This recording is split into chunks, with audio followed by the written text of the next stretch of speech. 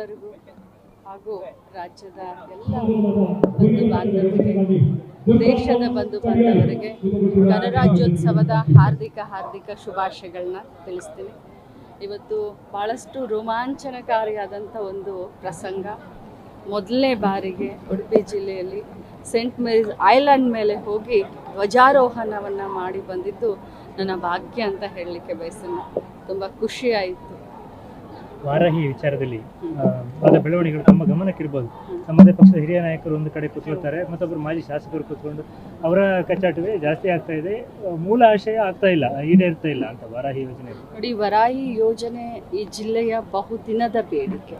ವರಾಹಿ ಯೋಜನೆ ರೈತರಿಗೆ ಅನುಕೂಲ ಆಗಬೇಕು ಅನ್ನುವಂಥ ಒಂದು ಆಕಾಂಕ್ಷೆಯನ್ನು ಇಟ್ಕೊಂಡು ವರಾಹಿ ಯೋಜನೆಯನ್ನು ನಾವು ತೆಗೆದುಕೊಂಡು ಬಂದಿದ್ದೀವಿ. ಈಗಾಗಲೇ ಟೆಕ್ನಿಕಲ್ ಟೀಮ್ ಬಂದು ಹೋಗಿದ್ದಾರೆ. ಮಾನ್ಯ ಮುಖ್ಯಮಂತ್ರಿಗಳು ಕೂಡ ಇದ್ರ ಬಗ್ಗೆ ಮಾಹಿತಿ ಇದೆ. ನೀರಾವರಿ ಸಚಿವರು, ನಮ್ಮ ರಾಜ್ಯದ ಉಪಮುಖ್ಯಮಂತ್ರಿಗಳಾದಂಥ ಡಿ.ಕೆ. ಶಿವಕುಮಾರ್ ಅವರು ಕೂಡ ಇದ್ರ ಬಗ್ಗೆ ಮಾಹಿತಿ ಇದೆ. ಟೆಕ್ನಿಕಲ್ ಟೀಮ್ ಜೊತೆ ಎಲ್ಲರೂ ಸೇರ್ಕೊಂಡು ಮೀಟಿಂಗ್ ಮಾಡ್ತೀವಿ. ಆದಷ್ಟು ಬೇಗ ಪರಿಹಾರವನ್ನು ಎಲ್ಲ ರೈತರಿಗೆ, ಎಲ್ಲರಿಗೂ ಅನುಕೂಲ ಆಗೋ ಹಾಗೆ ಪರಿಹಾರವನ್ನು ಕಂಡುಹಿಡಿದ್ರು. ಪ್ರಭಾವಿಗಳ ಲಾಬಿ ಇಲ್ಲ ಅದರಲ್ಲಿ ಅಂತ ಹೇಳ್ತೀರಾ? ಅಲ್ಲಿ ಪ್ರಭಾವಿಗಳ ಲಾಬಿ ಇದೆ ಅಂತ ತಮ್ಮ ಪಕ್ಷದ ಹಿರಿಯ ನಾಯಕ ಪ್ರತಾಪ್ ಚಂದ್ರ ಶೆಟ್ಟಿ ಸ್ಪೀಕರ್ ಆಗಿದ್ದರು. ನಾನು ಅದ್ರ ಬಗ್ಗೆ ಅವ್ರ ಹಿರಿಯರು, ನಾನು ಅದ್ರ ಬಗ್ಗೆ ಉತ್ತರ ಕೊಡಲಿಕ್ಕೆ ಬಯಸೋದಿಲ್ಲ. ಬಟ್ ಟೆಕ್ನಿಕಲ್ ಟೀಮ್ ಬಂದು ಈಗಾಗಲೇ ಇನ್ಸ್ಪೆಕ್ಷನ್ ಮಾಡಿದೆ.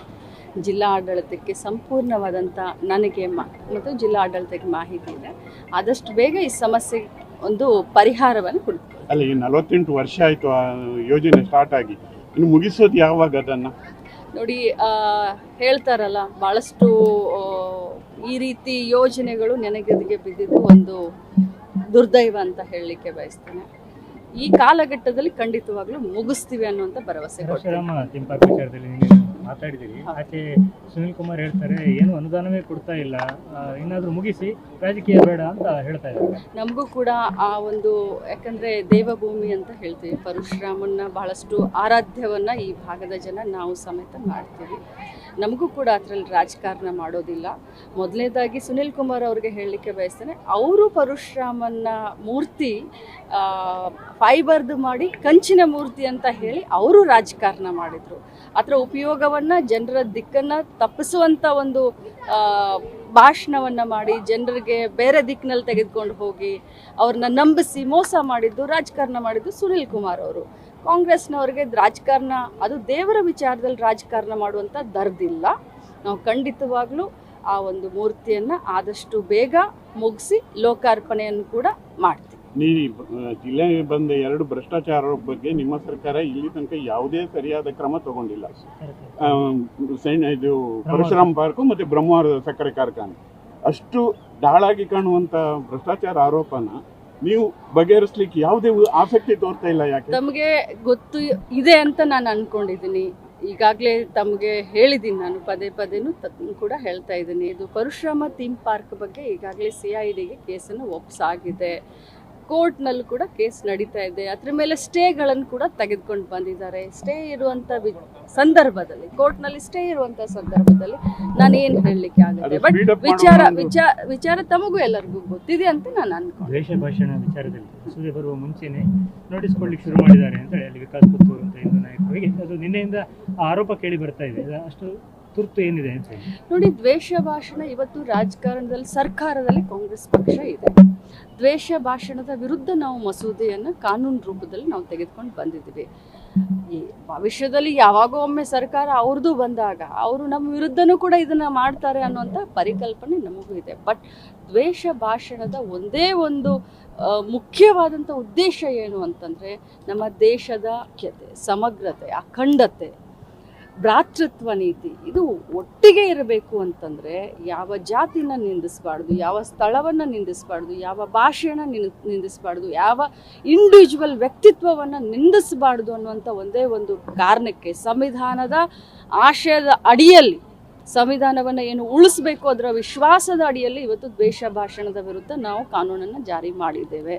ಅವರು ಎಷ್ಟೇ ಹೇಳ್ಕೊಳ್ಳಿ, ಆದರೆ ನಮ್ಮ ಉದ್ದೇಶ ಒಂದೇ, ಈ ದೇಶದ ಸಂವಿಧಾನಕ್ಕೆ ಧಕ್ಕೆ ಬರಬಾರ್ದು. ಜಾರಿಯಾಗುವ ಮೊದಲೇ ನೋಟಿಸ್ ಕೊಡ್ಲಿಕ್ಕೆ ಶುರು ಮಾಡಿದ್ದಾರೆ. ನೋಡಿ, ಯಾರು ದ್ವೇಷ ಭಾಷಣ ಮಾಡ್ತಾರೆ, ಇವತ್ತು ಕಾಂಗ್ರೆಸ್ನವ್ರು ಯಾರಾದರೂ ಹೇಟ್ ಸ್ಪೀಚ್ ಮಾಡಿದ್ರೆ ಈ ಕಾನೂನು ಕಾಂಗ್ರೆಸ್ನವ್ರ ಮೇಲೆ ಕೂಡ ಲಾಗು ಆಗುತ್ತೆ. ಅದಕ್ಕಿಂತ ಮುಂಚೆ ನೋಟಿಸ್ ಕೊಡ್ತಾರೆ, ಆಮೇಲೆ ನೋಟಿಸ್ ಕೊಡ್ತಾರೆ. ಅವರ ಹಿನ್ನೆಲೆಯನ್ನು ನೋಡ್ತಿರ್ಬೋದು. ಅವರು ಅದೇ ರೀತಿ ಮಾತನಾಡಿದ್ದಾರೆ ಅಂತ ನನಗೆ ಗೊತ್ತಿಲ್ಲ. ನೋಟಿಸ್ ಕೊಟ್ಟಿರೋದ್ರ ಬಗ್ಗೆ ತಾವು ಹೇಳ್ತಾ ಇದ್ದೀರಂತ.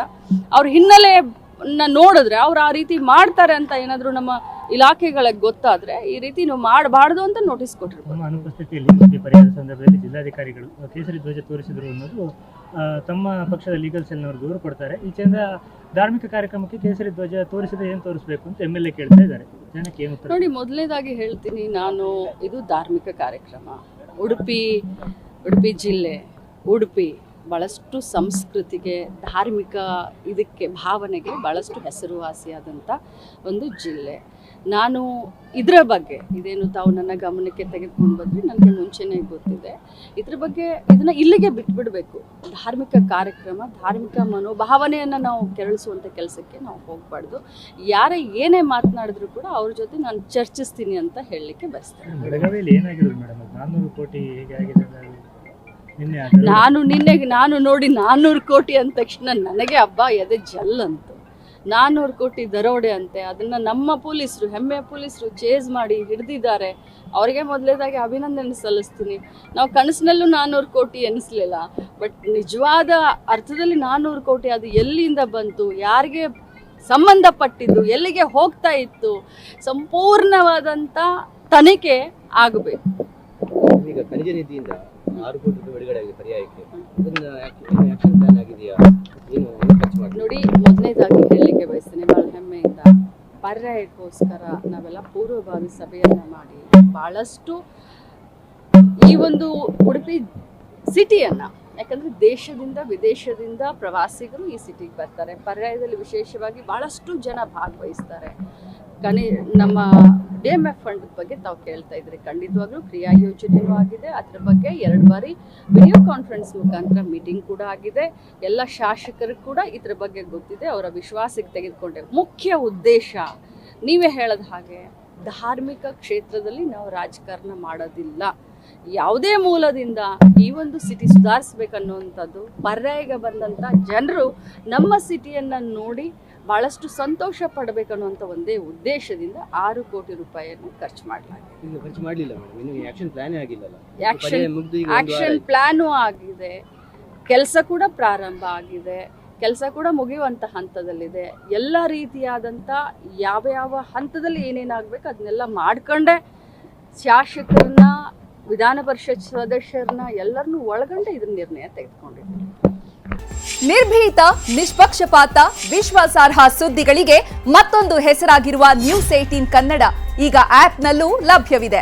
ದಯವಿಟ್ಟು ಇಲ್ಲಿರುವ QR ಕೋಡ್ ಅನ್ನು ಸ್ಕ್ಯಾನ್ ಮಾಡಿಕೊಂಡು ಆಪ್ ಡೌನ್ಲೋಡ್ ಮಾಡೋದಕ್ಕೆ ಮರಿಬೇಡಿ. ನಿಮ್ಮ ಬೆಂಬಲ ಹೀಗೆ ಸದಾ ನಮ್ಮೊಂದಿಗಿರಲಿ. ಧನ್ಯವಾದ.